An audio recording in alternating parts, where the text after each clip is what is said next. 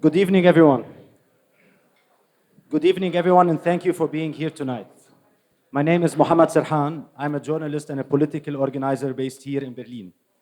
First, I'd like to thank Impact Hub Berlin for hosting us, and of course, the National Bloc team in Germany led by Salim Asir, our country coordinator who drove 7 hours to be with us here tonight. So thank you so much, Salim. And if I knew how to, if I knew how to pronounce the name of your city, I would very much have done that. The event mirrored Lebanon in so many ways. 2 months ago, you began a conversation with your colleagues in the party. You began a conversation about change, about reform, and engaging the Lebanese diaspora in Germany. And you invite people for this specific topic. And somehow, inevitably, it turns into a discussion about regional dynamics, foreign influence, and the broader struggles shaping our country's fate. Right now, we are witnessing a moment we've heard whispers of for decades. A direct confrontation between Israel and Iran, two regimes whose actions have left deep scars and traumas in Lebanon and across the region. In Lebanon, travel just a few kilometers and you'll hear vastly different takes on this war, its actors, its implications, and the horizons. And that's because these global powers haven't just influenced us, they pushed people to leave. Many people came to Germany, many Lebanese came to Germany after the 1982 Israeli invasion. Others fled after years under the fallen Assad regime, a key ally of Iran, or because of Hezbollah's growing control of politics, security, and economics, another Iranian proxy. In Lebanon, contradictions coexist. Sometimes they form electoral lists. Sometimes they erupt into conflict, like in 2008. Sometimes they share a cabinet after a foreign mediation between these different parties after internal clashes. At other times, they simply can't be contained within one country. In my lifetime, I've moved through regions that resisted Israeli occupation up until 2000. I've seen protests calling for Syrian withdrawal. I've walked past walls with Iran outsprayed all over it. Contradiction is part of our DNA, something we don't shy away from, but we also believe that only a just political system, one that respects sovereignty, plurality, and real representation, can hold these contradictions together. Tonight's planned discussion on Lebanon's reform path has, in a way, been overshadowed, just like Lebanon itself, by the thousands of missiles and drones crossing skies and borders from both sides. So tonight we adapt, just like the country has always done. We'll talk about the regional developments now unfolding in the wider Middle East and in Lebanon's direct backyard, and ask, where does Lebanon stand? What's at stake for us at this war? How do we proceed the ongoing occupation, the bombardment, the trauma, and the long road to healing? At the National Bloc, we take pride of being Lebanon's oldest political party, a party that throughout its history refused to compromise on sovereignty, whether by rejecting the Cairo Agreement in 1969 that handed over the South to Palestinian factions, or by refusing to participate in the civil war, accepting to be marginalized rather than losing our multi-confessional identity. We believe that the Lebanon we aspire to and the bloc that we are building is a space for real dialogue, where contradictions can meet without sacrificing principles, democratic values, and to keep it a place for pluralism instead of polarization. I'm honored to be with you tonight and to moderate this conversation between two exceptional speakers.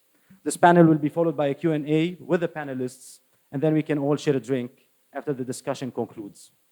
Please join me in welcoming Mr. Camille Mourani, Head of Political Relations at the National Bloc and former parliamentary candidate in 2022. And just a small disclaimer, I heard Camille talking about it so many times outside. I was Camille's campaign manager back then, so depending on how you look at it, I may have been the reason for his loss. You know that. I hope the outcome tonight is better than the elections. Also with us tonight, Mr. Christoph Ehrhardt, Middle East correspondent for Frankfurter Allgemeine Zeitung, based in Beirut. He flew into Berlin just yesterday for this talk, and we're very grateful for his safety and presence. Unfortunately, our third panelist and dear friend, Mrs. Monica Borgman-Slim, couldn't be with us tonight. Her flight was canceled due to the current situation over Beirut's sky. She sends her warm regards to everyone in this room. Thank you all for being here, and Christoph, let me start with you. And let's start immediately with the regional developments. The region is on edge. After years of shadow conflict, Iran and Israel are openly exchanging attacks. This isn't just a fallout of October 7th. It could mark the beginning of a new era of direct confrontation between the two countries. And it can mark, maybe, the end of a long proxy Cold War. Lebanon, just emerging from its own devastating war, sits in the middle, vulnerable, exhausted, broke, destroyed, exposed. So I have to ask you, do you see the Iranian-Israeli confrontation as the peak of escalation, or do you think it's the start of a longer, more dangerous conflict in the region? And how much of this war is driven by internal politics in Tehran and Tel Aviv, rather than actual strategic goals?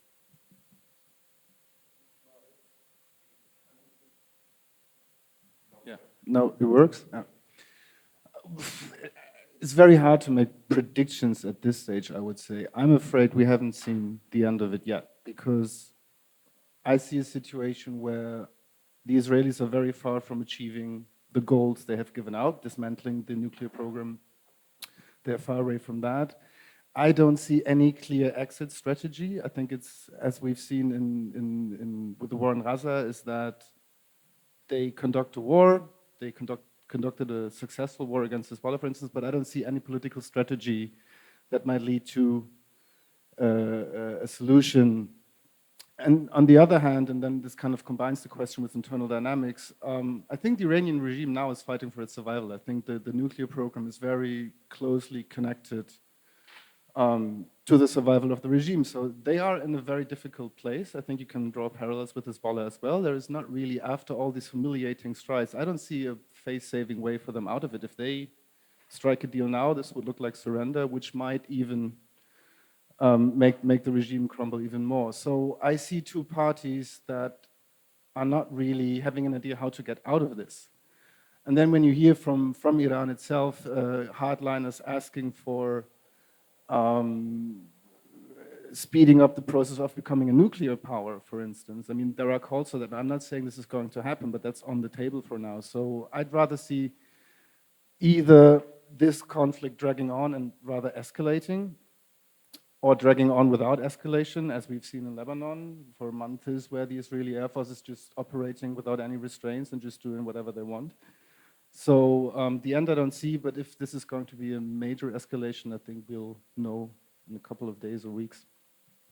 I want to stay with you for a second, and just in the last hour, and I was hoping nothing major was happening in the last hour, but in the last hour, the Chancellor Merz, he said that Israel is doing a dirty job, a dirty work for all of us. And then Trump was calling after him for a complete surrender of Iran. How do you read this in the current conflict? I mean, I think Vance also threatened that the US might be involved in this conflict, so we see clear backing of the United States. I mean, I'm not sure if this is an attempt to increase the pressure on the Iranian regime to actually give in and surrender and strike a deal they want. The German Chancellor... I mean, this is pretty much the Israeli line. We can go in depth on that, yeah. It's fine, it's fine. I mean, this is what I know, for instance, Israeli diplomats have told to Emirati government officials. For instance, when they were having, fears that this might escalate into a military confrontation, they were saying, let us do the work and thank us later. That's the Israeli line. So I don't know how smart it is for a German chancellor to stay that close on the Israeli line, I have to say. We've seen that with the war in Gaza, where I think Germany has lost a lot of credibility in the region by not calling it what it is, by not criticizing that this looks more like revenge on civil population, et cetera, et cetera. So we've lost credibility there. So I would wish for a German government to be a bit more critical and also express the dangers and the risk that this military operation has. And there is no, again, no clear exit strategy, no strategy at all. It's militarily conducted in a very efficient way for now. did they really succeed in slowing down the Iranian nuclear program? I have my doubts. Maybe even opposite is the case. So I think the German government would be wise to also point that out.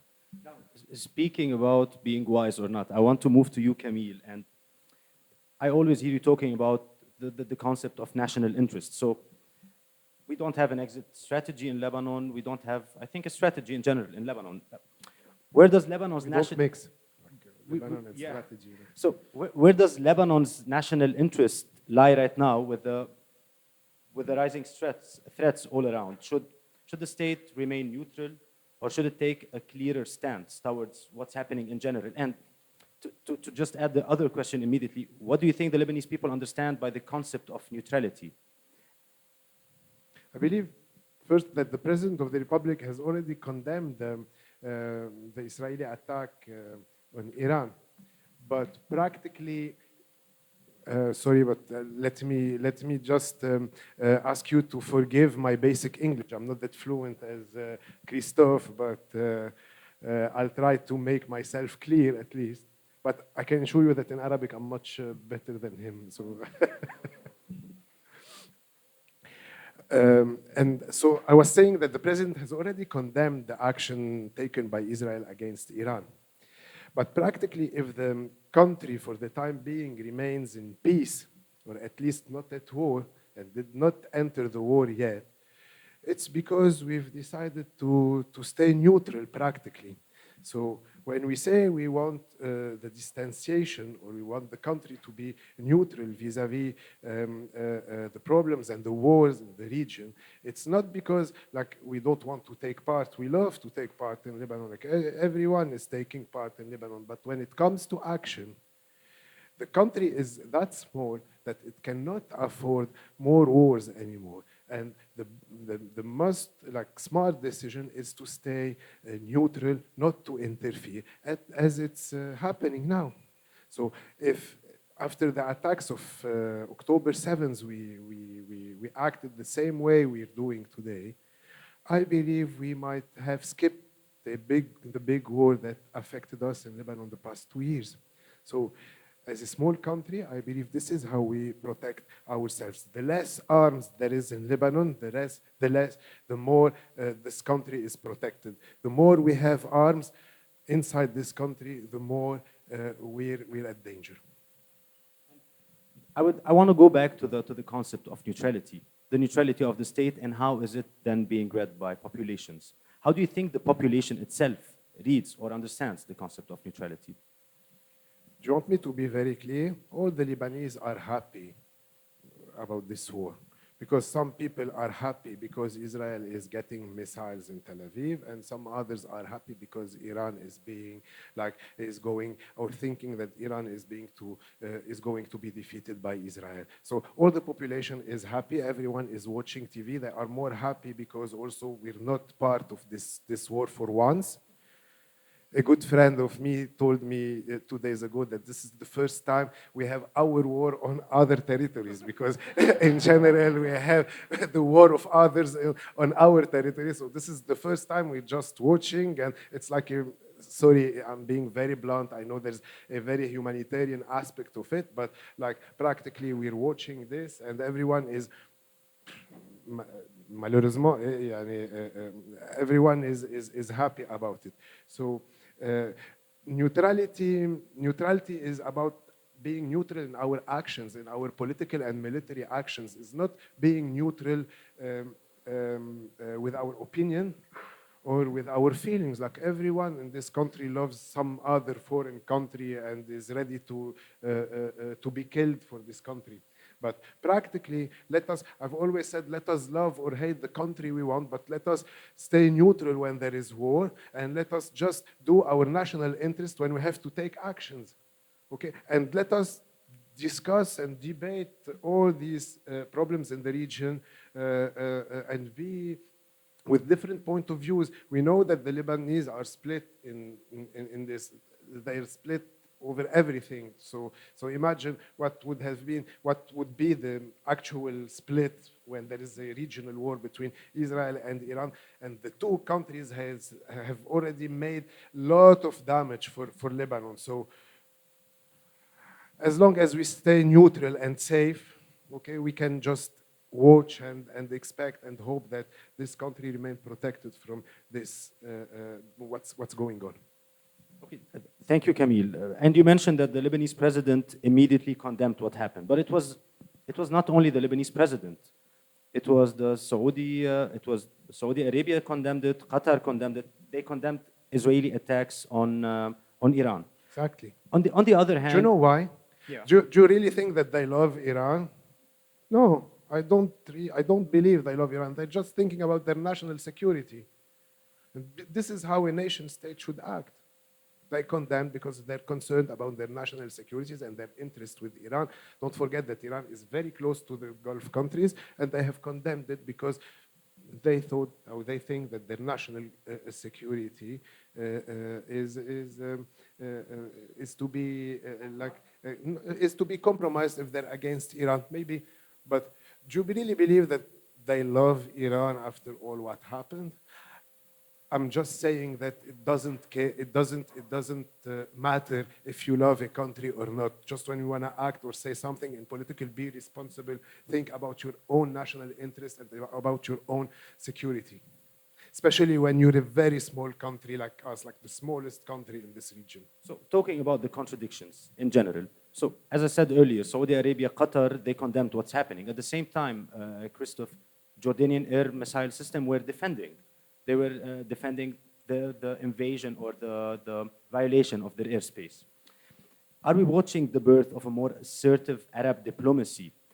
Or is just fragmented reactions? Each country is doing what is better for its national interest. And Netanyahu is often speaking about the new Middle East.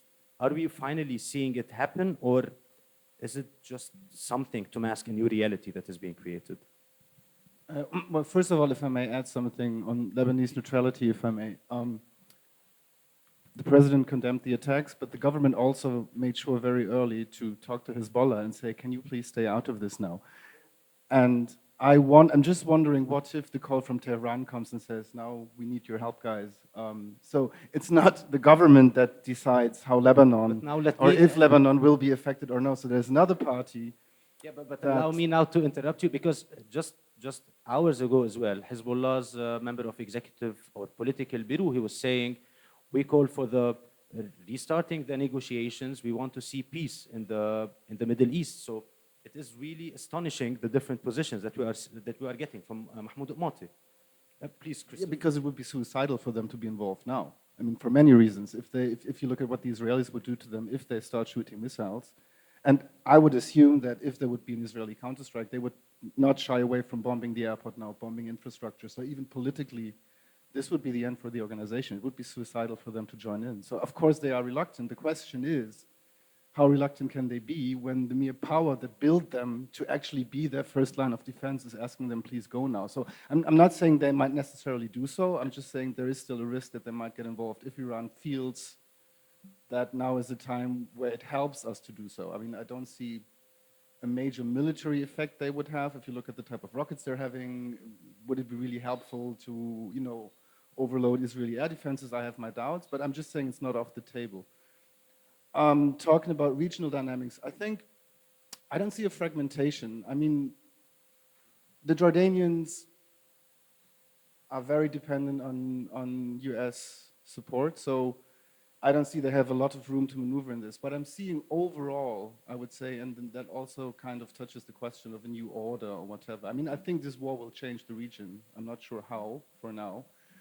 But talking about the Gulf states, talking about Jordan, you have an increasing anxiety that a possible Iranian hegemony will be substituted by an Israeli hegemony of an Israel that is no whatever restraints whatsoever, that is run by a government where many parts of them are extremist messianic persons. So I think there is a major unease in the region that how can we contain this country after all these military victories? And the Gulf states, they don't need trouble now. I mean, they want to focus on the reform programs, et cetera, et cetera. They cannot afford Houthi rockets going on Abu Dhabi or Riyadh again. So I think they really just, they are worried about the way Israel is going, and they're worried for Iran. I think this this is what you're seeing now in the region, which is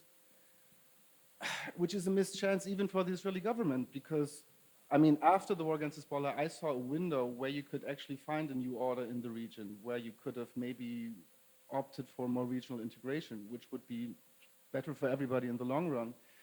If you look at Israeli behavior, they're just doing what they've been doing in the past 2 years, which is pressuring certain military power, and I don't think it's helpful. Camille, do you share the same opinion? I just want to remind you to keep the microphones close for the sound. Do you share the same opinion as Christoph? Look, no one can predict what would happen once the war ends.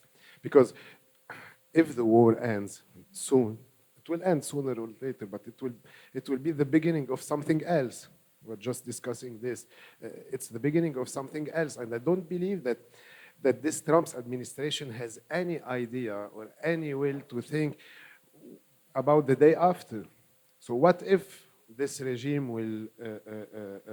will fall like in 1 or 2 weeks or a month, and who would replace him? There's the Shah, the son of the Shah. But I don't know if he's really legitimate, and he has this legitimacy to come back from the United States. He's a friend of Israel, by the way, and to come and re-govern Iran.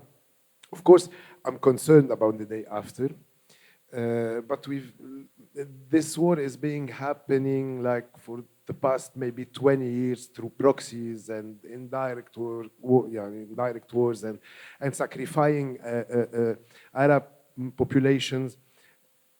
I think and we've always said during the past war that if Iran really wanted to go into war with Israel, let it go directly and leave us in peace. I'm sorry, I'm just having a very Lebanese perspective now, because like we're just going out from a 2 years war that was really very hard and trying, and our main objective now in Lebanon is how to protect ourselves and how to protect our country and to go forward and to reinvent our role. Maybe we'll have the time to discuss this. So that's why maybe my approach is strictly Lebanese and around and going around the security of the country, but I'm just saying that we have too many problems, local problems, to be as Lebanese thinking about who would replace the actual regime. These are two messianic countries that are fighting together. Everyone's talked to his God. Like, they talk to gods. These countries talk to their gods every day, and they're in discussion, and every god tells his people what to do, and they go to sleep. I'm serious. I'm not joking. I'm serious, and they say it. So this is practically a war of gods.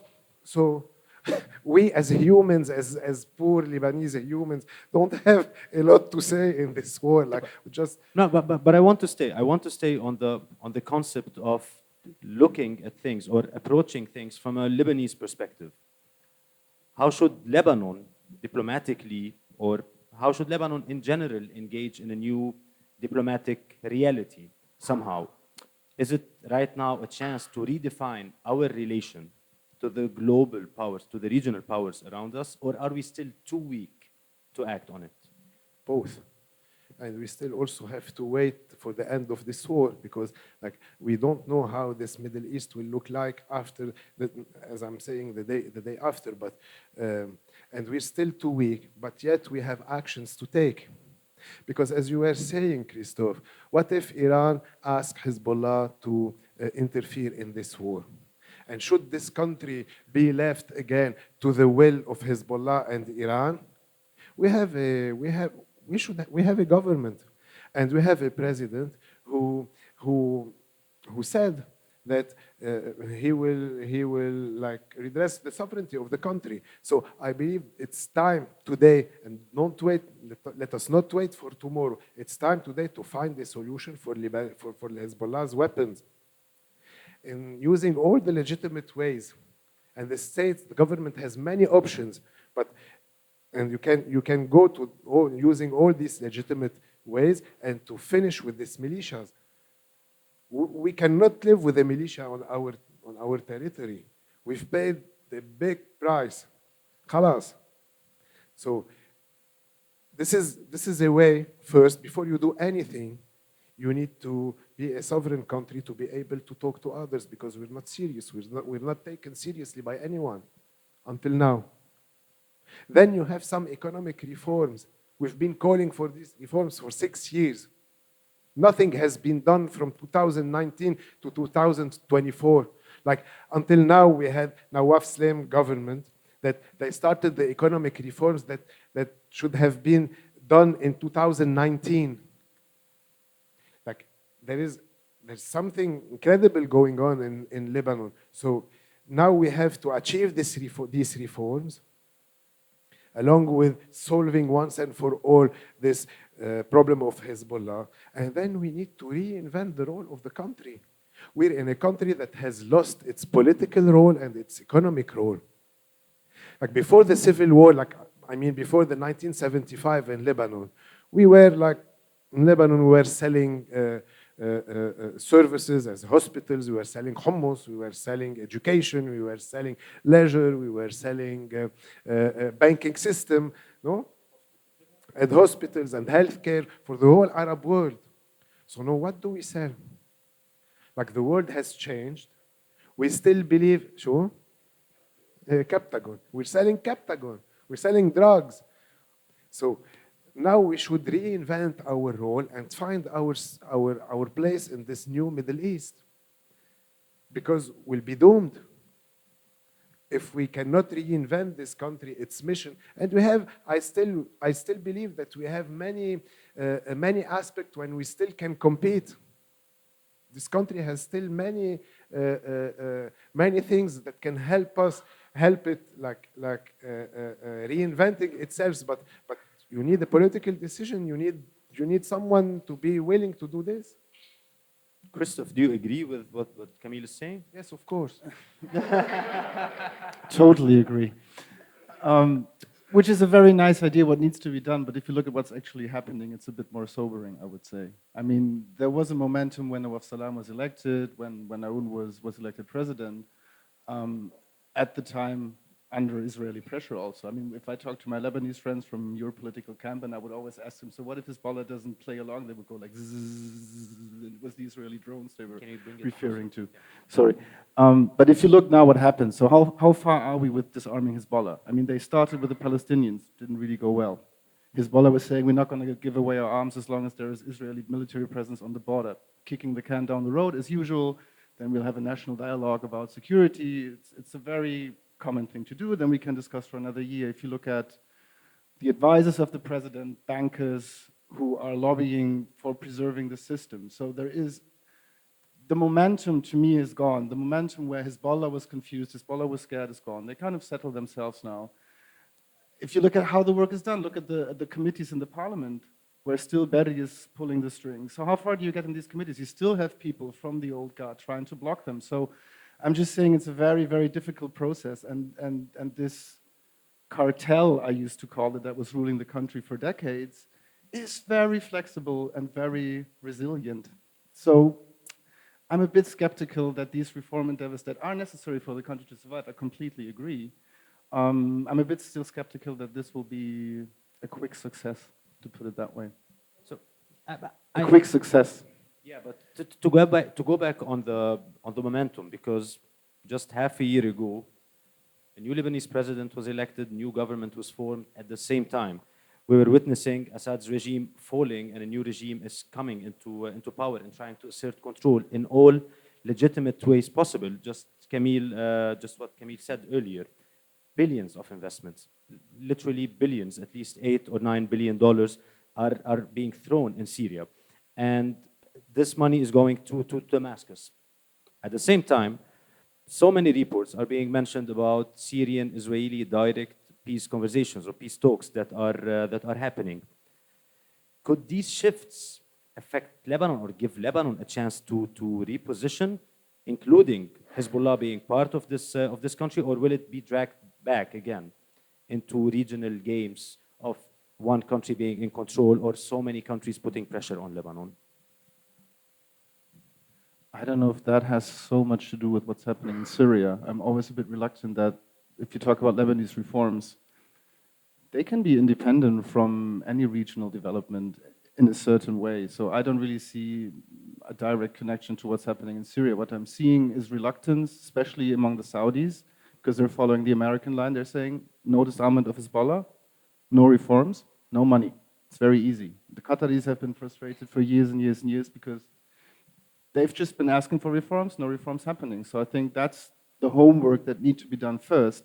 And there would be money to be invested. Of course, Syria now is another player that might, drag away attention. There is competition now, if you put it that way. Yeah, there is a connection. And for now, there seems to be more willingness among the Gulf states to invest in Syria because they have other strategic interests in Syria. Syria is maybe more important to them than Lebanon is. But again, I would just because say... they delivered. Also, yeah. Sure, yeah. Yeah, but do you think, I want to say in Syria for a second, because we need to discuss everything that's around us. Do you think that the new regime in Syria represent in a way or another real change, or do you think it's just a different phase for a similar regime that was there? I would say that Shara is very pragmatic, no matter what his beliefs are, no matter what he thinks, no matter what his ideology is, but this person has one goal, and that is staying in power. And for that, he would sacrifice pretty much everything. So he knows we need the sanctions lifted, so I'm acting accordingly. So if the Americans want me to talk to the Israelis, I mean, I don't see any indirect peace talks now. What I'm hearing is that what they're talking about is deconflicting, because there is still, ongoing airstrikes. There's still Israeli forces on Syrian soil as well. So, I mean, this is more about, talking to avoid any kind of unwanted escalation. So I don't see indirect peace talks for now. I mean, he said we have common enemies, and if he could go for a cold peace like Hafez al-Assad did, he would do that. He serves interests of foreign powers that gives him legitimacy at home.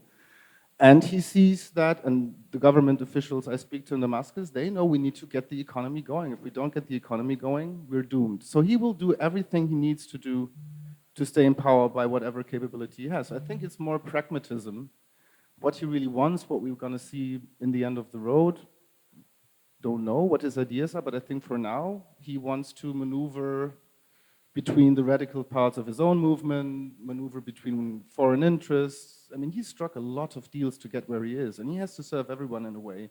And he'll try to do that in maneuver. But I think they really prioritize economy and reforms, and they're doing. I mean, Syrian people you speak to are very happy with economic reforms and with the changes that they're actually now trying to bring forward. And Camille, how do you think Lebanon can protect its sovereignty? We are talking so much about sovereignty. So how do you think Lebanon is able to protect its sovereignty while re-engaging with its neighbors? Look, the protection of Lebanon and any other country these times is not a military thing.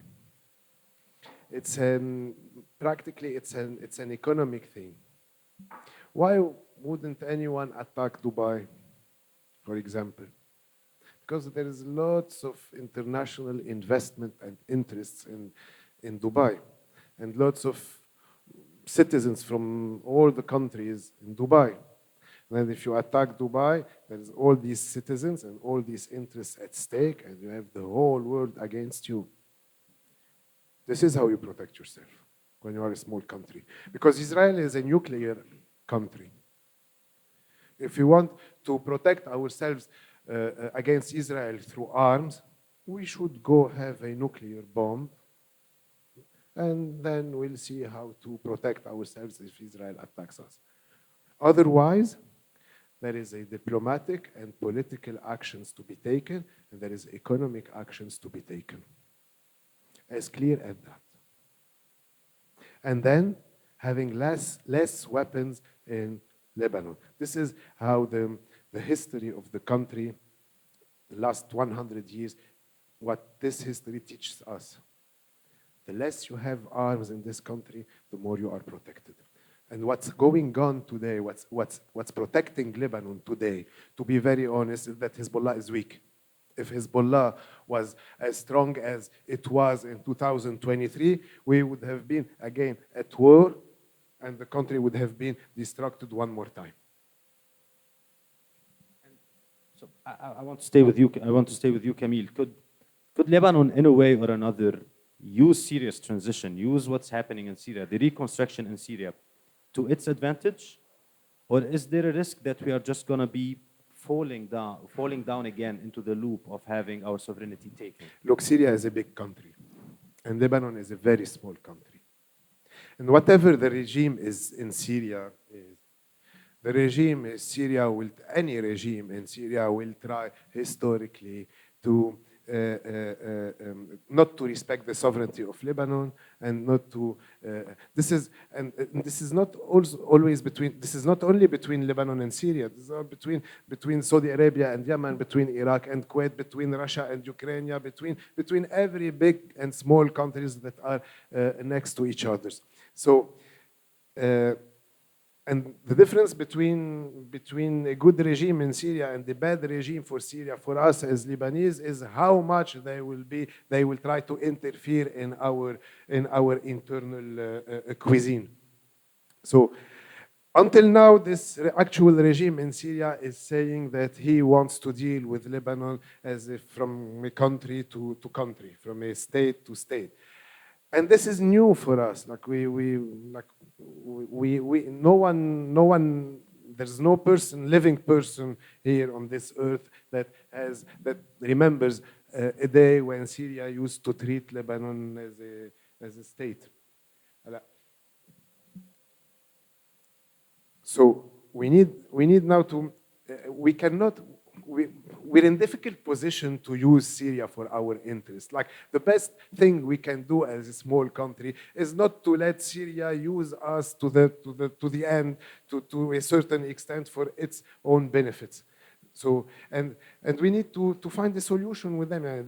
There's many problems hanging between Lebanon and Syria.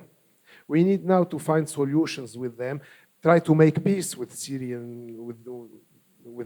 and the Syrian actual regime, and go forward, because there is lots of common interest between these two countries, and I believe we should we should focus our activity and our interest on this. Okay, I want to go to Christoph, and I want to ask, how do other countries view Lebanon at the moment, between all of the priorities? Let's say Germany's priorities in the Middle East. Where is Lebanon? How is the view of Lebanon? It's a very hard question, I know. Well, I wouldn't say it's a priority. I mean, I'm always a bit... Be fair, yeah. Well, I mean, if you look at it, Lebanon is a small country dealing with self-inflicted problems, to be very sober. So the strategic value of Lebanon to Germany, I think mainly is the Syrian refugees in the country. It was for ages. So if there was like a specific interest, it was keeping the Syrians in Lebanon and not letting them come to Europe and Germany. So that was one. There is a genuine interest in Lebanon's stability, and Lebanon has its bravado and charm. I mean, it's just a country that kind of touches everybody. I mean, everybody who lives there, but it's still something that is given its significance, is much more on the radar than other countries. And I think that also goes to Lebanese, who are very good in making their point abroad, I would say. But there is frustration. I mean, now even, let's say, in the German diplomatic scene, that the reforms they've been asking forever and ever are not ongoing. So, and they've been played for years and years and years now. So there is frustration, there is skepticism if this will go any further. But of course, there's a genuine interest in the stability of Lebanon. So the priorities of Germany in the Middle East, what are they? The priorities of Germany?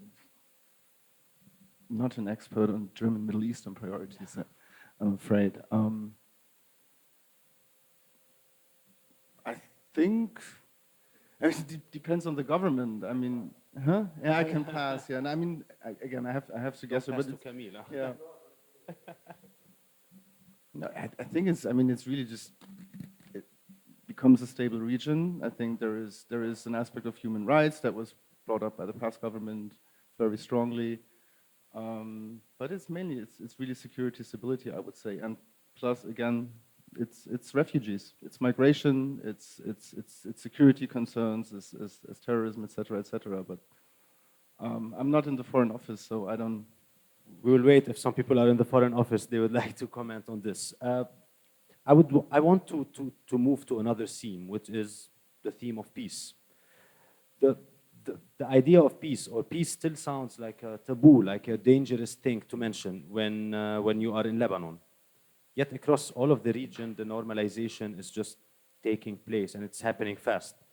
I asked you earlier about Syria reportedly exploring talks with Israel. And at the same time, Israel was occupying new areas in the new regime land, let's say. So is there any space for Lebanon to even debate this is happening or not? The question is actually, how do you think the regional normalization wave is going to come? Well, I think Israel's behavior now is really not helping. So I think Israel is doing everything it can to stop countries thinking about normalization. I mean, if you look at the Saudi position, etc., if you look at Syria, for instance, I mean, how can I as a government talk about normalization when there is military occupation in my country? It's just not going to work. So this Israeli logic of pressuring and pressuring and pressuring and exerting military pressure in the region is really not helping any normalization debate. Talking about Lebanon, I find it very interesting that there seems to be at least more room for public debate now. I mean, you've seen parliamentarians bringing it. The discussions I had in private circles as well, they were always a bit, awkward years ago. I think now there is more room for this. I mean, there have been people who've been wanting this for even a longer time. I think at least in the public debate in Lebanon, there is more room for that. Would there be any room for normalization as long as Hezbollah is playing the role it's playing in the country? I doubt it. Well, Camille, I want to come with you as well on the same topic. Talking about peace in Lebanon is nearly a taboo. If you are talking about not anymore, like it's like he was saying. Yeah, but it's nearly a taboo. It's not completely a taboo. Can we shift we the prefer wars. Yeah. Let's talk about wars. Yeah. But can we shift the conversation in a way to sovereignty and stability without feeling that we are betraying our history? And what does it mean to open a national dialogue about this topic, especially when your neighboring country is as hostile as Israel to you? Look, yeah, I agree that this is that was a taboo for a long period. Now things are changing because, like, we're not the Lebanese are the ones who are talking about peace. Like, there is a regional thing about this peace process, and there is an Arabic, we can call it process, not a problem, but there is an Arabic path, let's say, for the peace. We've always said. By the way, the most prominent figure of our party was Remo Eddi, said once that Lebanon should be the last Arab country to sign peace with Israel. So practically, we're becoming the last Arab country to sign peace, because if Syria is going to sign peace with a green light from Saudi Arabia, we should ask ourselves, what shall we do? We have always been against Lebanon going to war alone with Israel. And we have always been against Lebanon going to peace alone with Israel. But we cannot remain outside any Arab peace path going on in the region. Because there is a big political risk here. If Syria goes to peace with Israel without Lebanon, if we remain at a state of war, I believe Lebanon would be again subcontracted to Syria as it happened in the 1990s. And I don't think anyone was happy about this experience, and anyone wants to repeat it. So there is a very big risk here. We have Israeli occupation after the last war, because we've lived around 23 years without any Israeli occupation. Don't do your disclaimer here. I know about Shebaz farms. But now, after the war, we have like some territories occupied by Israel. We need to get back these territories. Any peace process, any peace agreement should guarantee the national security of Lebanon and the national interests of Lebanon. And the main question here to ask is not if we betray our history or not. History is being made every day. And this history can change also. Like the main question, would it be in the interest of Lebanon to do peace or not? If yes, let's do it. If no, let's refrain from going to peace. But this component is always absent from the discussion in Lebanon because we only debate, we only discuss principles and history and the big values. And the national interest that should be the drive of any step we take is always absent. No one asks himself if it's in our interest or not. And when I say interest, I say our interest is to live in security and to have a welfare state.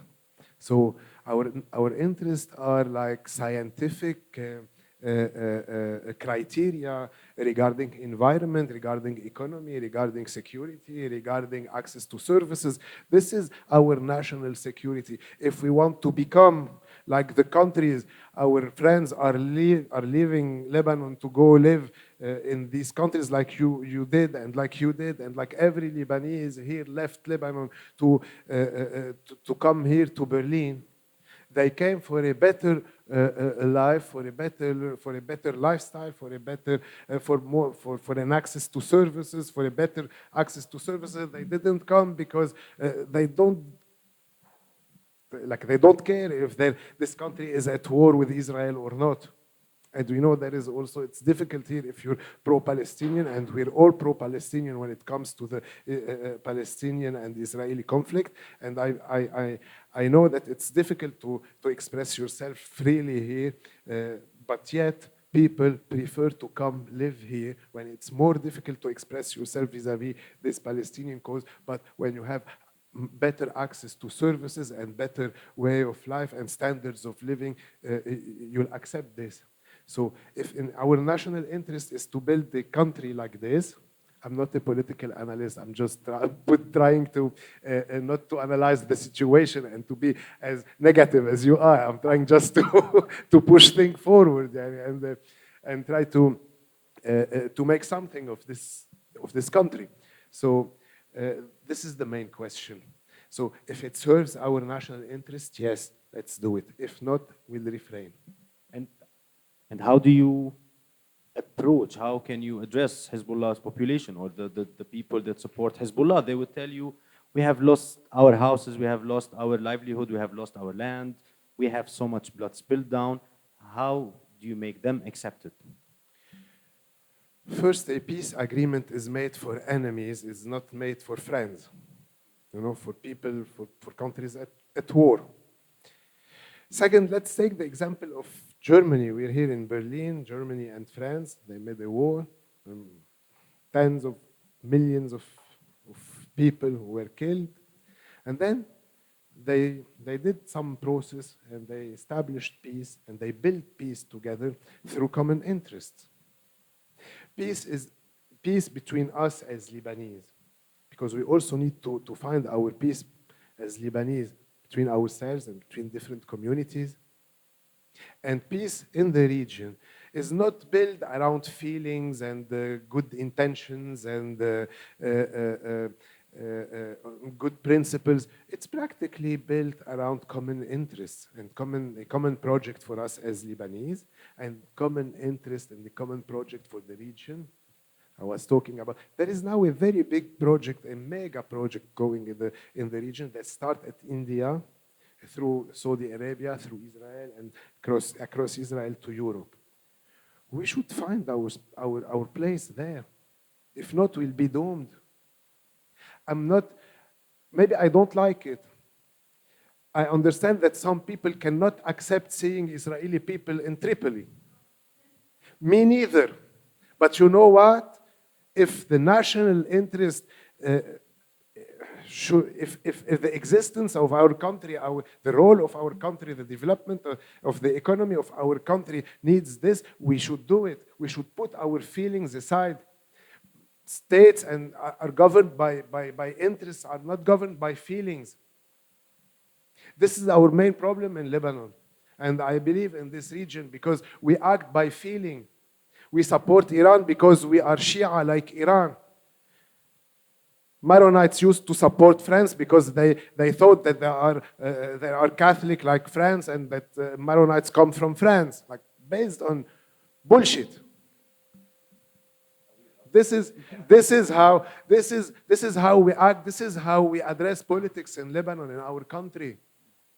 We should address it by our interest, by the interest of this country. I'm repeating myself, I know, but like it's frustrating. Christoph, I see you nodding the whole time. Would you like to say something? I was just about to say something negative again, but no, from my experience in the past years, I lived in Lebanon. A policy that would follow national interest would be a radically new concept in Lebanon. So, which I think needs to be developed, and maybe it might be helpful to take like one step before the other is actually build something that is a Lebanese idea of what it actually means to be a Lebanese citizen.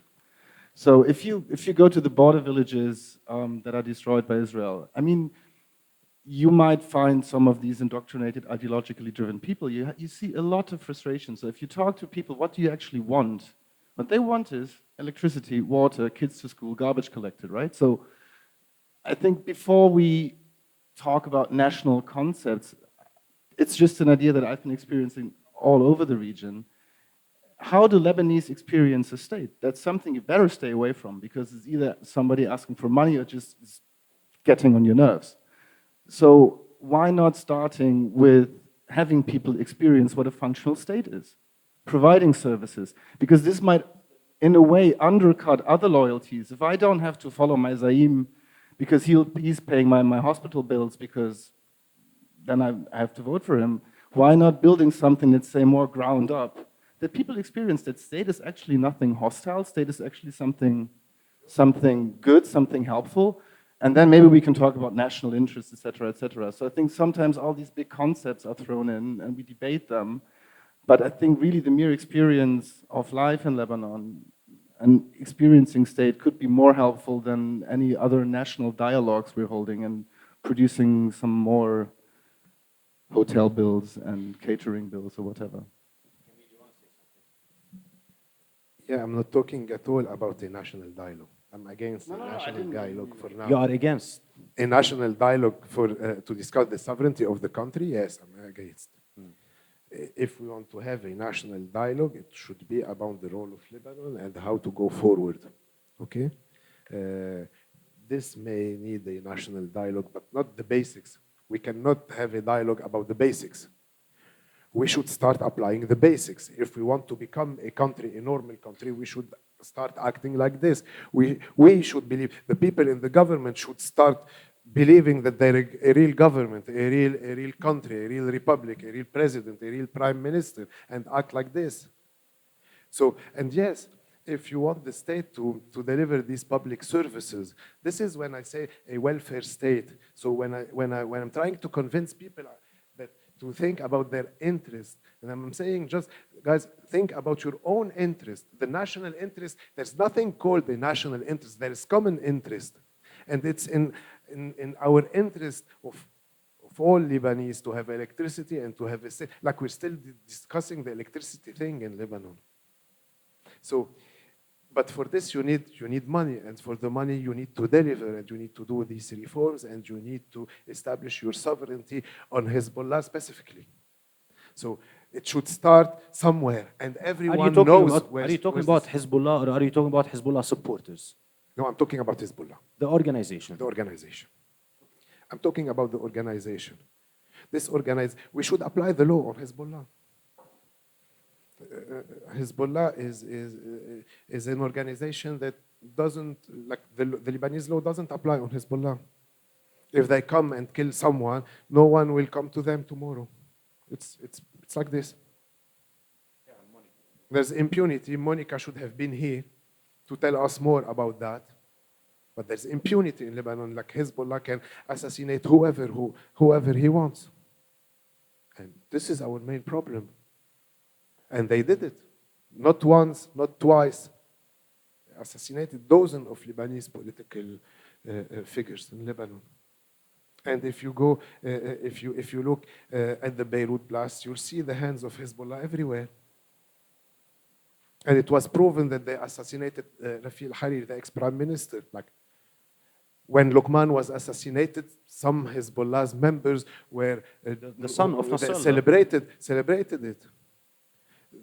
مش مستحيين الجماعة. They're not hiding away. Sometimes, yes. Yes, assassinate someone. I don't think now that it's in their interest. But if now, if Iran won't lose the war, I'm not saying Iran will win the war, but if it's not a clear loss of the war, a clear defeat of the war, yes, they might do it again, and they did it. It's an association it's a criminal association. It's not because they fought Israel that they should be forgiven for everything they do. I love myself much more than I hate Israel. So if they come to kill me, I hate them, whatever they do against Israel. So we should start by this, establish our sovereignty again and again, and then go get money for this welfare state. Without national dialogue. Without national... No, not on the basics. You wanna discuss the future role of Lebanon in the region and what can we do and why maybe we should legalize the cannabis so we can again become a cultural center and a tourist center in the country. Yeah, why not? If we want to become the Berlin of the Middle East, or maybe Bahrain to Saudi Arabia, or maybe Amsterdam, we should yeah, why not? We can have a dialogue regarding this, but having dialogue on the basics, if you can assassinate us or not, if we apply the law or not, if we do reforms or not. Christoph? No. I was just thinking you have a somehow elected government. So, I mean, why do you need a dialogue to talk about this thing? You have a government that executes a policy, that goes campaigning, and people vote for the people that, I mean, that's how it should work. You don't need a big conference to discuss all these topics. You have elected members of parliament. Today, for example, the Gulf countries are trying to having deals with Sudan for their food security strategy. Why the Bekaa Valley cannot be part of this Arab food security strategy? There is many things we can still do in Lebanon to find our place in this region. We still have freedom. We can compete in freedom. We have political freedom. There is no political freedom in the whole Arab world. We still can be the hub of all the press, all the social media main pages, all the we still have place. We still can compete, but we should act. We should do something. Instead of waiting all the time, we wait for the Israeli-Hezbollah war to finish. Then we wait for the fall of the Syrian regime. Now we're waiting for the war with Iran. We were waiting for the negotiation with Iran. Now we're waiting for the end of the war with Iran. Then we'll wait to see who will be the next regime in Iran. And time is passing. We're losing and losing. Time is money. But in Lebanon, we don't care about money, you know. We don't have money. We want money from everyone, but we don't care about money. We always believe that money will come through any miracle. Sometimes we'll find some fuel or some oil and gas in the sea. Then we'll take them and solve our problem. Or the Arab countries will pay us, as they were saying, because they love us. We expect to have money from everywhere, except from our own work and from our own action. We have work to do. We should stop discussing basics in this country and solve these basic problems and go discuss and then having a national dialogue maybe about what would be our role in the region, because the whole region is changing except Lebanon, like we're waiting. So the final question before I move to the questions from the audience. I just want to reaffirm, you do not believe that we need to do reconciliation. You believe that we need to do accountability. And the question is for both of you, because I felt there are opposite opinions on this. Let's distinguish between the Lebanese population and let's distinguish between the Shia community and Hezbollah. Okay? There is no reconciliation with Hezbollah. We should not accept to live with Hezbollah. This is a criminal association. We should not accept we don't want to forgive. It's not taken. It's not, why should I forgive someone who, there is a law. We're not at war. It's not a civil war. We forgive and we do national reconciliation when there is a civil war, when you cannot put everyone in jail. But when you're at peace and someone come but then reconciliation is a mutual thing. Okay, should I confess? What should I confess? That I run for elections? Sorry, okay, I won't run for elections if it offends Hezbollah. Well, so it's not mutual. It wasn't mutual. But there is a party, a political party, who was assassinating Lebanese people. So there is no reconciliation with Hezbollah. There's the law. We take them to court because we want a state of law, no? Basics. We take them to court, and whatever the judge say, we'll do it. As for the Lebanese population, for the supporters of Hezbollah, yet here, yes, we should build a common national project with them. I still believe, as I said, instead of exchanging feelings with these Lebanese or with anyone, the common project, the common Lebanese project should be built around the destination, about the objective. Look, this Antoine de Saint-Exupéry, the writer of The Little Prince, has said that love is not looking to each other, but love is looking in the same direction. So if we can afford to, us as Lebanese, be looking to the same direction, define our objective, define our role for the coming 50 years in the region, agree on this project and work for it, we'll achieve peace between us and we'll achieve peace in the region and we'll live happily after. Christoph, I would like to hear your comment on this before I move to the crowd. Don't be so negative before you close. No, I won't, I promise. No, I think when it comes to the present Hezbollah, I would also agree. I would just agree that accountability is key. So it's too early to reconcile now, given the political situation. When it comes to reconciliation with regard to the civil war, I think this is very important because all these old narratives are still very, very powerful. And we've seen that in 2019, for instance, where all my, let's say, younger friends were going on the street and then discussing with their parents.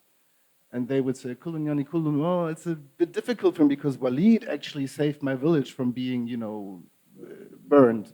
So I think there are still loyalties, and it's been used politically by these old guys to still reshape political loyalties. So I think at some point it might be helpful to come to terms with the past of the Civil War. I find it still interesting for how long people didn't talk about it. And now we've seen, for the first time with the 25th anniversary, we've seen films that Monica did, like Massacre, where the perpetrators of Sabra Shatila were interviewed. This was censored. It wasn't possible in Lebanon to show a film like that, which is not healthy. So I would really say it is important to reconcile with the Civil War, because these divisions are still there. You can feel them, especially in older generations. The younger generation is a bit further ahead. So that, I think, would be good for the country. And with Hezbollah, it's pure accountability. For now, I mean, well, Hezbollah's role in the civil war maybe, but it's still a political actor. So I think their accountability is more important. Yeah. Okay. I would like to thank both of you for the conversation, and I would like to move to the questions from the audience, if anyone would like.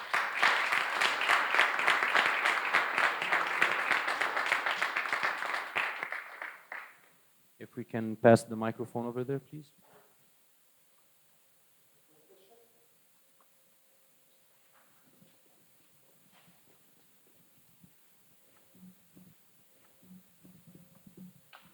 Yes, thank you so much for all this instructive information. In order to achieve neutrality, you rightly pointed out that Hezbollah needs to be like disarmed in some other form and to transform, if possible, from an armed actor into a I'm purely sorry. political one. Can Yes? you bring the microphone closer? Oh, yeah, okay. As long as the security forces in Lebanon are not able to produce this disarmament, and I don't see that feasible in the foreseeable future, we have to look to Iran. And the situation in Iran is one of succession, and I don't mean regime change, or I don't mean the political opposition, I mean the succession to the supreme leader, who is now 86 years old. And we have different factions in Iran, like they're competing for years in strategy, in political leverage. Not all of them are in favor of further supporting Hezbollah. How much knowledge do non-Hezbollah Lebanese actors have about the situation in Iran, and could these Lebanese actors talk, reach out to these branches of the Iranian regime, and I say regime, like parts of the Pasdaran, parts of the Artesh, part of the power circles there, to achieve a disarmament of Hezbollah, of transforming Hezbollah into a non-armed actor of Lebanese political landscape? Is that possible? Because I think this right now is the only realistic option to change Hezbollah, to get rid of their armed potential. I think you're asking a very dangerous question. Who are you addressing with the question, Camille or Christoph? Oh my God. To whomever wants to answer. First, I can assure you that the Lebanese army is capable of this.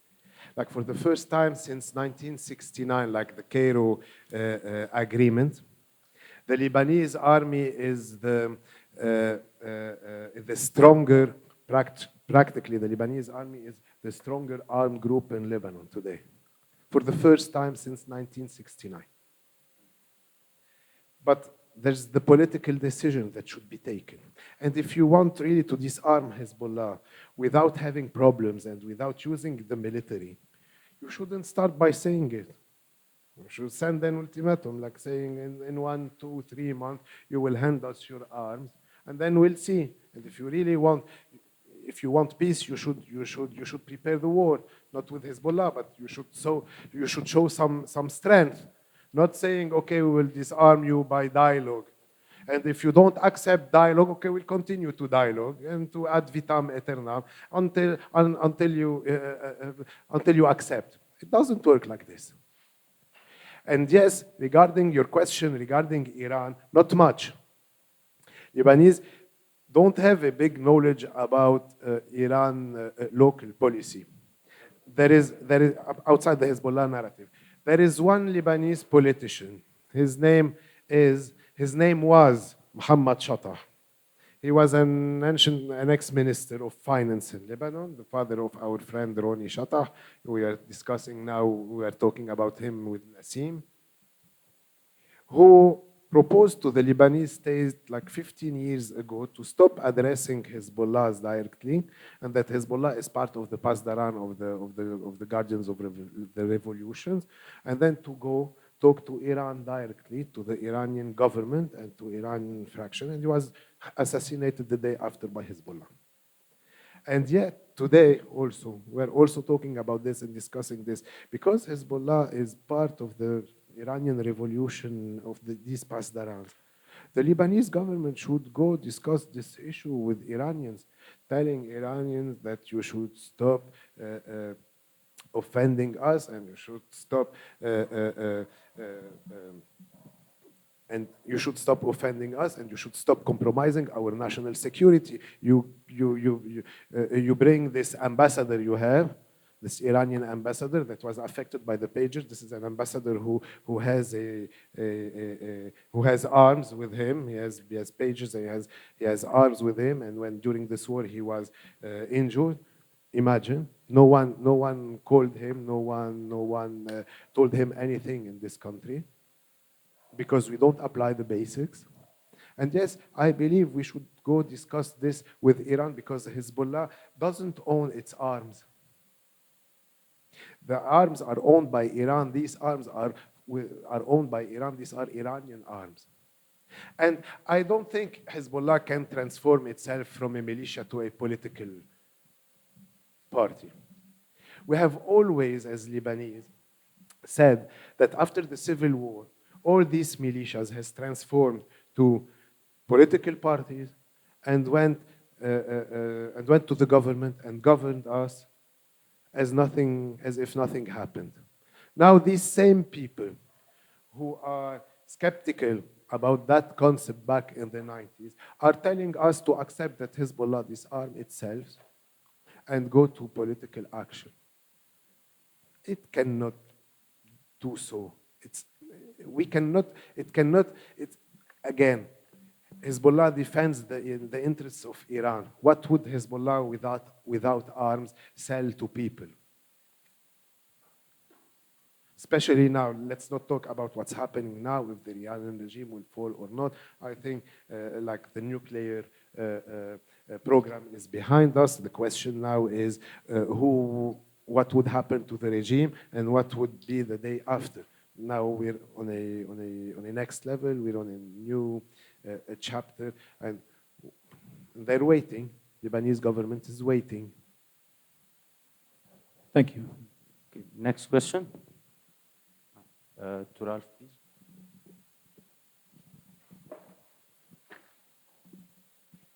Thank you, Mohammad. Thank you, Camille and Christoph. My question is not so much concerning Hezbollah. I think Hezbollah there is a technical issue, there is a military issue, security issue. Disarmament at the end of the day is a process which I'm actually quite hopeful about, that Hezbollah as an armed, hegemonial group in Lebanon is living right now its final days. But the bigger question, and I think you were discussing a lot of geopolitical issues where Lebanon is not a player, where Lebanon basically is an observer to these geopolitical changes that we're witnessing at the moment. But there are issues where Lebanon is a player, and it's mostly domestic politics. And I have the very strong sentiment that now is, it's not about being right. We all know, I think, what is right and what is accountability and what is in the law. But at the end of the day, politics is not judged by whether it's right or wrong, but by its outcome. What is the result of politics? And if we want Lebanon to become, the state that all of us, I think, are dreaming of, there needs to be a successful approach to bring let's talk in sectarian terms, to bring the Shiite community back into the Lebanese, under the umbrella of the Lebanese state. And Hezbollah is a manifestation of a much longer tradition of somehow opposition to, or let's say, people who were in the Communist Party within 2-3 years became militants of Hezbollah. But there is a continuity, which is opposition to the system, state opposition concept. to people who want systematic change, who somehow say this system, this country is not, we don't feel represented by it. And this is where I think there is homework to be done. There's homework to be done, and I'm not sure how, what the right approach is. And when I was in Beirut last week, I saw to put it as a caricature, I saw on the one hand people who said, now is the time to actually show compassion, to show love, to show, let me put it very bluntly, to show a lot of goodwill and basically say, we're in this crisis together, and now is the time, the garbage collection, the electricity, the educational institution, etc. On the other hand, there is the other end of that political spectrum, which was basically saying no reconstruction before disarmament. Now is not a time of being soft. Being soft is what brought us into this situation in the first place. So between these two extremes, there must be some kind of approach that works. And my question to you, as National Bloc, basically to Camille, the question is, what can a Lebanese approach be? Not one that is dictated from abroad, one which basically works for Lebanon, to bring parts of Lebanese society back. And I'm saying this in Berlin, obviously, where reunification was fast. The wall fell in November 1989. 11 months later, you had reunification. But now, 35 years later, we're still reunifying in Germany, and there are still gaps to be closed. So it's a process. And how do you think this process can be and should be designed? Thank you. Okay. Camille, and I would like to hear Christoph's take start? on this as well after for the second part. Yes, I think a good Lebanese approach, you were saying something in the middle, is to be very soft and very loving and very caring and very open to the Shia community, and yet very strict on Hezbollah. France and Germany didn't have the reconciliation before the German rejected the Nazi regime. Why are we asking Lebanese people to be more than humans and to have reconciliation with this terror organization? Why? Or they will become extremist or racist, or I don't know why. Why? Who would live with such an organization? Who would accept? So we don't accept to live with this organization, but with the Shia community, yes, I was talking about how to build a common future, a common project, a common national project based on our interests, based on our wealth, based on a welfare state. But this is what I personally have to offer. If anyone has a better solution that can work both on the community and on the institution, I mean the Shia and Hezbollah, we're open to discussion. But we've tried everything with Hezbollah. Like we've went with Hezbollah to national dialogues like more than 15 times. We tried everything, even before the last war. We were telling Hezbollah, don't go to war, don't go to war. We were faced with sarcasm, we were faced with treason, we were faced with accusations, we were saying, don't go to war, it will affect the country. We knew that maybe it will weaken Hezbollah, but yet we weren't ready for us, for the country, and for the Shia community to pay this price. This very high price we paid. They went to war. They didn't listen to anyone. So I don't have any other solution. We're very open to the Shia community, but it takes two to tango also. And now there's something else will change after the fall of the Iranian regime, or if not the fall, but the weakened Iranian regime at least. But if anyone, and I'm really open to suggestions and to debate, if anyone has any other proposition that can work, but not compromising on the basics, please. Do not ask Lebanese people to compromise on basics. Christoph? I don't think there is any short or even middle-term solution to that. Maybe apart from a violent disarmament of Hezbollah through the armed forces, that would be possible. I don't know. I mean, I don't even see the willingness of the president at the moment to actually conduct that. I mean, he's very reluctant to confrontation. But I think what Hezbollah and before the communists were banking on was a feeling among the Shia community of being neglected, of injustice within the state. So these root causes, let's say, of alienation to the Lebanese nation, these can be addressed. Outcome, we don't know. But what you see if I work in these areas, I mean, for years and years, it was just like putting $1 in a machine and you would get slogans back. And for the first time since I was there, if you go to these villages now, people are speaking up. People are really frustrated. People are saying, well, Sayyid Hassan promised us houses. Where are they? So, I mean, there are cracks within the organization, within the clientele that you can work with. I mean, I don't say this is necessarily going to succeed, but you have divisions inside Hezbollah. You have people saying, we should become more like a Shia nationalist party. We should, transform. The hardliners are saying the opposite. But at least there are cracks now. At least there is some point where you might put a lever and do that. That goes in a way, I mean, I don't know how you could talk to Iran about this. I mean, I don't know if that's like a political operation or an intelligence operation to convince parts of the regime to not do so. But I would agree, like, one reason why Hezbollah is not giving up arms is it would mean the end of the organization as it is, and they know that. Where does all the money come from? I mean, all the funds, all the millions they're still receiving, I mean, it's still kind of operational, is not going into the welfare state they're having. I mean, which is also for them a very important instrument to keep the people loyal to them. So if we give away our arms from their perspective, if we're not of any use for the Iranians in that regard anymore, where does the money come from? How do we pay the people that are already frustrated, that are already impoverished? So this might lead to implosion. So if you want to talk to the Iranians, maybe then secure that the money will still be coming, but use it differently. But, well, good luck with that. Do we have more questions? Just two? Okay, one, two.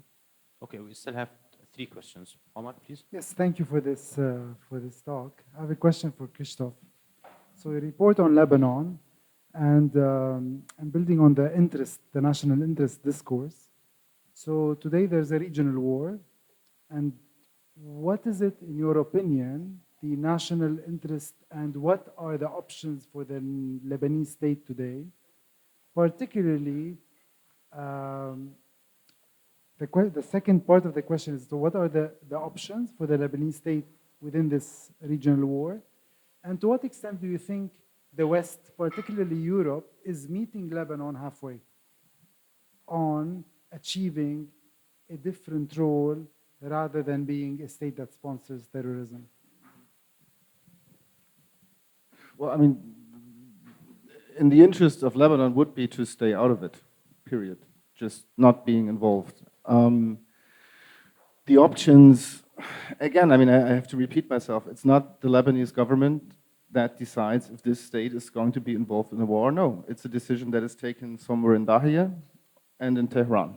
So where can Europe meet the Lebanese state halfway? The Lebanese state, until now, as I would say, has no say in the decision of peace or war. It's just not there. It's not the government that decides. It's a government that can impose pressure. It's a government that can try its best to push this organization to a certain position. I'm not saying they're completely powerless, but in the end of the day, it's not the government deciding. So I don't know where the Europeans could meet halfway. I mean, they have.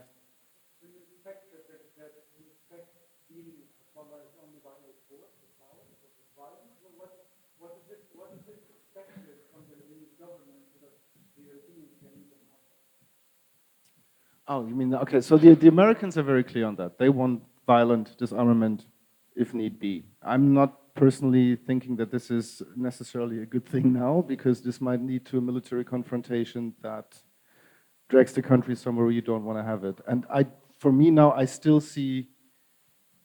don't see the army, in opposite to you, as being capable of doing this with military means. I mean, they have the mean they had the mean, they succeeded in clearing big parts of the south from Hezbollah weapons, but that was also because Hezbollah actually allowed them to do so. So would they be going after the good stuff they have in the Bekaa? Would Hezbollah allow that? How cooperative were they? They weren't. So it's a very difficult question. I wouldn't take that strong stance as the Americans do that, for example. I mean, what you can do is, and this is like a more long-term, midterm thing, is build armed forces that are actually capable of doing so if need be. It's not there yet.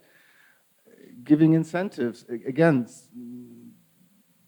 helping the Lebanese to build a state that undermines these loyalties they're still banking on. But these are all very long-term projects, but I don't see a shortcut for that now. Okay. Thank you, Chris. We have one question and then your question. Thank you both for your ideas. In a utopic Lebanon that you envision, which is sovereign and as well impartial and neutral, what sort of relationship do you imagine the country can have with Israel, and how will Lebanon be seen as an independent state by Israel itself? Israel continues to infract on the ceasefire until today, and has had violations in Lebanon that precede the creation of Hezbollah even. So what sort of future do you envision, and how realistic can it be with a neighbor like Israel? Who's the question to? Camille or both? Both. Okay. Let us take the example of Lebanon between 1949, means the armistice agreement between the Lebanese state and the Israeli state, and 1969, I mean the Cairo agreement that allows the Palestinian fractions to start resisting Israel from Lebanon even before we had occupation. Let's agree that in Lebanon we start resistance before the occupation. This is a concept a bit, this is a very weird concept of resisting before any occupation. I understand that there were some people in Lebanon who want to support the Palestinian cause, not only politically, but also through their militias and attacking Israel and defending Palestine from Lebanon. But I believe that now there's no Lebanese who want to still go in this way and to defend the Palestinian cause with arms. The proof is that this ceasefire agreement took place between Lebanon and Israel before the end of the war of Gaza. Means finally, and I say finally, since 1969, these two paths has become again independent. Because we cannot afford to compromise the security of Lebanon to defend every time the Palestinian cause, the Syrian regime, the Iranian interests, Saddam Hussein, Abdel Nasser. We've defended them all. And we had them as priorities. So now, as we've been serving our priorities number one for the past 50 years, I think it's time to go to priorities number two and to take care of something less important as our national interest. And then, if we take back this example between 1948 and 1969, the situation in the South was much, much, much calmer and much secure than it was since this resistance thing started in 1969. Yes, it was before Hezbollah, but it wasn't before Lebanon has allowed Palestinian fractions and Lebanese fractions to attack Israel from Lebanese territory. Yes, but this is the context. And I think the question was a bit more clear about what kind of peace or what kind of relation. Exactly. Are we talking full normalization, which is what this government might have to do to attain peace, or are we talking? Look. Let's take things step by step.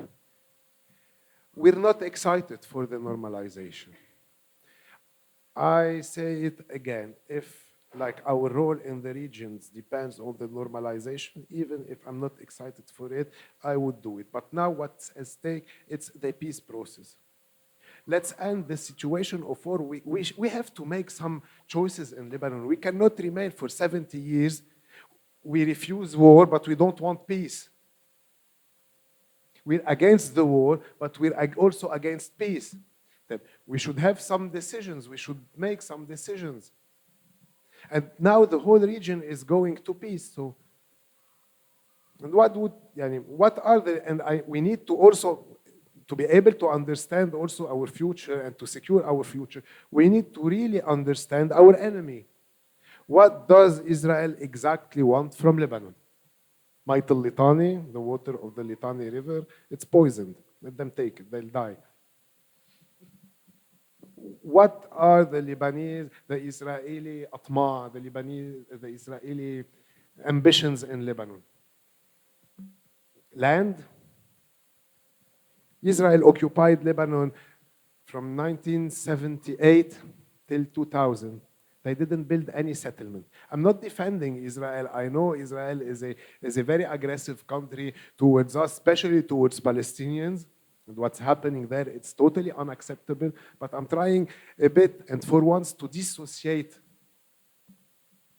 Lebanon from all this circus that's happening in the region, and this, because and then let's see what do they want exactly to know how to protect ourselves. But we cannot remain in a state of war for 50 years because Israel has ambitions in Lebanon that no one can define them. What are these ambitions exactly? Please let us know. Christoph, you'd like to say something about it? No, I'm just saying this is kind of a half utopian scenario, because in a full utopian scenario, you would just have a different Israeli government. So, and that's the point. I mean, can you have normalization with a country occupying your soil, bombing areas on a daily basis? Of course not. I mean, would in an utopian world, would it be in the interest of both countries to have economic cooperation, etc.? Yes, of course. I mean, He started by saying yeah, but I said it was just half utopian utopian. word. So, with this Israeli government now, I don't think normalization is possible. But you can have max as a cold peace, I would say, because it's too aggressive, and I think this is something too hard to swallow for a country. Normalization under occupation is just something which is kind of difficult. We are running out of time, and I have still 3 questions. With the microphone, please. Then we pass the microphone to Andreas and Aya. I will go back to the very. Do you hear?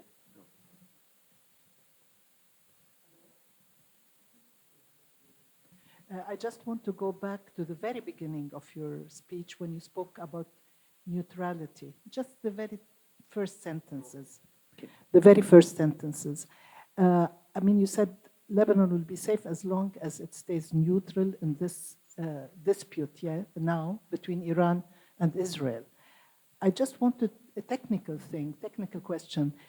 Who could go into the war? Are you speaking about the Lebanese state as the government or so, or are you speaking about Hezbollah?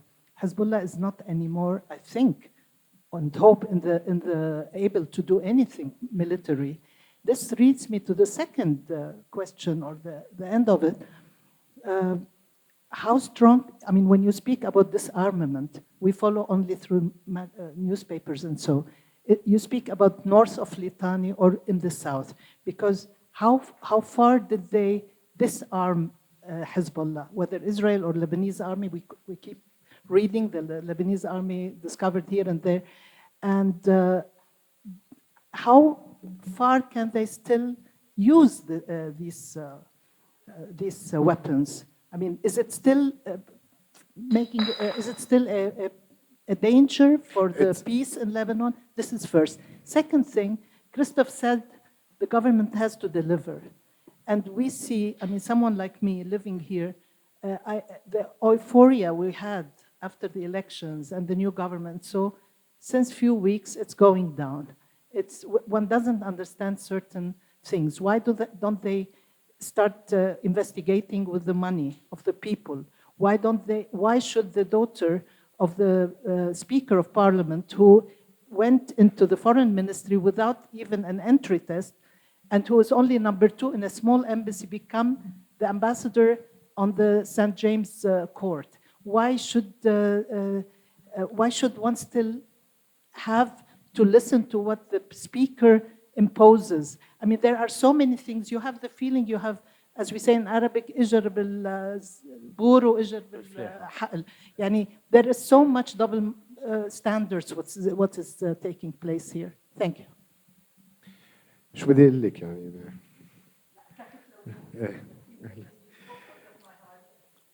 Yes, Hezbollah is much more it's weaker than before, much weaker than before. As Christoph was saying, he's unable now to go to war unless Iran imposes on him to go to war to defend the Iranian interests.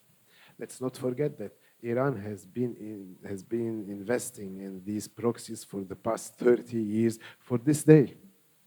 So if this days come, these proxies would defend Iran. So this day has came, and these proxies are weaker than Iran and couldn't deliver, couldn't defend Iran. But yet, the day they realize that the regime is at stake, I believe they might ask Hezbollah, as Christoph was saying, to defend the Iranian regime, and Hezbollah might or not. start a war or launch some missiles on Israel, and then will be again. Yes, like 2 months ago, someone has launched a missile to Israel and towards Israel, and then we had the Israeli strikes in Lebanon again on Dahi and on the southern suburb of Beirut because of that. Because it's not only a military thing; it's a security thing. Like we should face also Hezbollah with a security system. Not only with military, like this is a security job. This is an intelligence job. How to prohibit Hezbollah from using Lebanese territory again. What was your second question? Why there is nothing delivering? No one understands. I don't have an answer.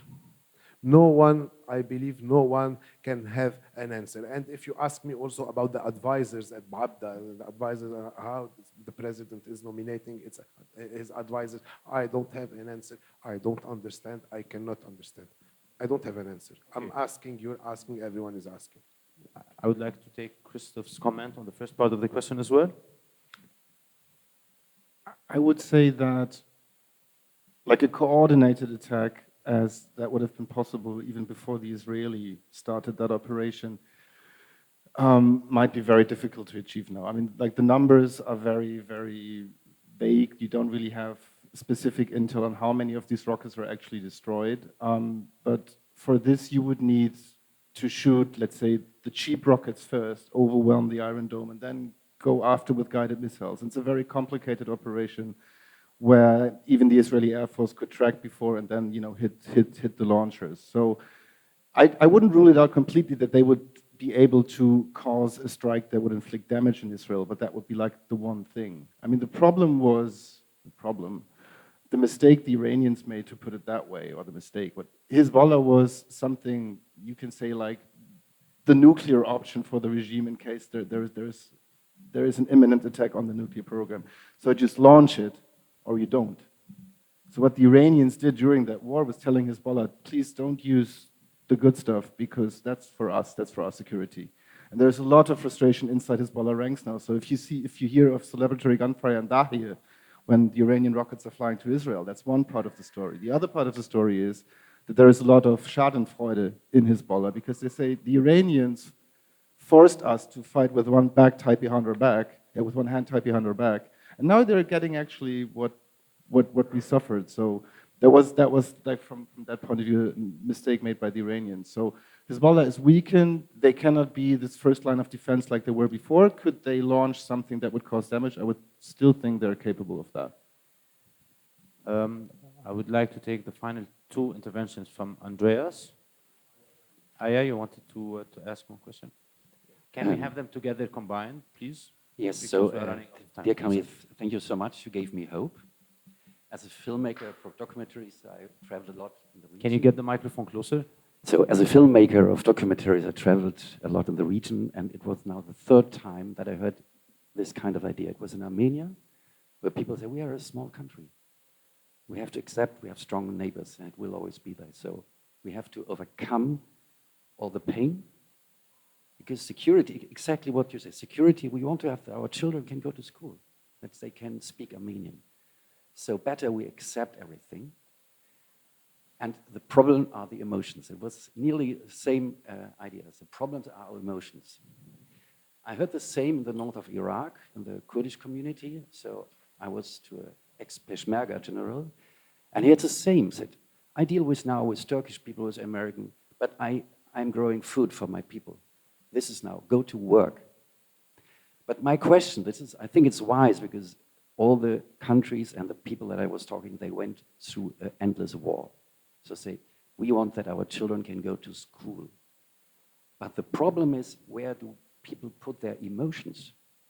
It's too easy to say, oh, it's too much emotion because traumata, pain, losing people, losing hope. So where do you see the way, the door for everyone who's suffering? Because without emotions, we will not find a solution for this. Even in this peaceful, wise, because you went through a process. But I was in Shatila. I could witness very young people, don't have your wisdom. They see nothing, so violence is a way. So which way can we offer for people who have very understandable, very strong emotions? So we have to offer other ways than politics can offer. Politics never talks about emotions, but I think it can be art, it can be religion, it can be whatever, therapy. But this is something where my question, what kind of door helps us to transform the emotions? Let me give you the credit that this is the first time in my life that I hear a question like this, and I don't have a full answer to it. But it's a very good perspective, and we need to think maybe about it. I'm a very emotional person, but when it comes to politics, like my friend, he's sitting here, once told me like some 6 months ago, you're becoming very bold and very you don't have emotions anymore when it comes to politics. And I noticed that I don't have emotions when it comes to politics anymore, because we've had enough of emotions, and I'm very passionate about my country. I also have emotions. I try sometimes to rationalize my emotions and to guide them through some projects, some ideas, also to propose some force of traction. But where do these people go with their emotions? I don't have a real answer, but at least what I am proposing for people who are suffering, first to stop this suffer. Because there is something very strange in Lebanon. Like people of North Lebanon, for example, were against the war with Israel. People in South Lebanon who suffered the most of the war were for the war, and are always, and now they are still with Hezbollah. So, because people in Lebanon, and I believe in this region, doesn't act per their interest, or per their common interest, or per their common interest, or personal interest also. They act by feelings, by egos, by the dignity of the community. This is ego when we talk about the dignity of the community, or our war is about dignity of the community, of the dignity of the Arab nation, or the dignity. So when we talk that much about dignity, it's talking about feelings, about egos, it's not talking about interests. That's sad. It is what it is. We're trying to change the narrative. We're trying to propose something new, to ask people to just think about their interests before thinking about their some imagined dignity of some community that is real or imagined, or between both. But maybe we should guide these feelings through therapy, through art, through some maybe creative ways. I don't have them now in mind. I didn't expect that question at all. But for the next time I come, I promise, if you come back and ask me this question, I'll prepare some answer. Okay, I would like to conclude now with taking questions. Christoph, thank you so much for coming all the way from Beirut for this session. I really thank you. Camille, thank you so much as well. Thank you, Mohammad. I would like really to thank you for the preparation. Thanks, Salim, also, and the whole team here in Berlin. You did a very good job. I'm very happy to be here in the name of the party, the National Bloc. Thanks again for you to have prepared all this conference and contacted all these people through these exceptional circumstances in the region. Thanks, personal thanks to you, Serhan.